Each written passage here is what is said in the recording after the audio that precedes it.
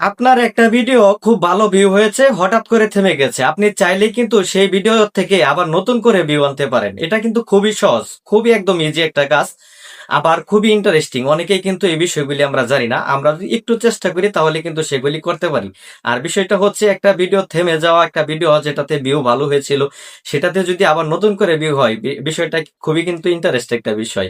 তো আমাদের উচিত এই কাজগুলি জেনে রাখা, এই কাজগুলি একটু বোঝা, কেননা আমাদের অনেক ভিডিও আছে খুব ভালো ভিউ হয়েছিল, হঠাৎ করে থেমে গেছে। সেখান থেকে যদি আবার নতুন করে আমরা কিছু ভিউ পাই তাহলে কিন্তু সত্যি খুব ভালো লাগে। কেননা প্রত্যেকটা মানুষই, আমরা যারা ফেসবুকে কাজ করি, আমাদের ভিডিওতে যদি খুব ভালো ভিউ আসে আমাদের কিন্তু সত্যি খুব ভালো লাগে।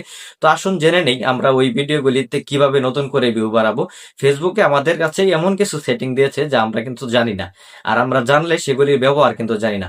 তো ফেসবুক আমাদের কাছে একটা অপশন দিয়েছে কমেন্ট ম্যানেজার। এই কমেন্ট ম্যানেজারের মাধ্যমে কিন্তু আপনি এই কাজগুলি করতে পারবেন। আর এই কমেন্ট ম্যানেজারের মাধ্যমে কিন্তু আপনি দেখে দেখে কমেন্টের রিপ্লাই দিতে পারবেন।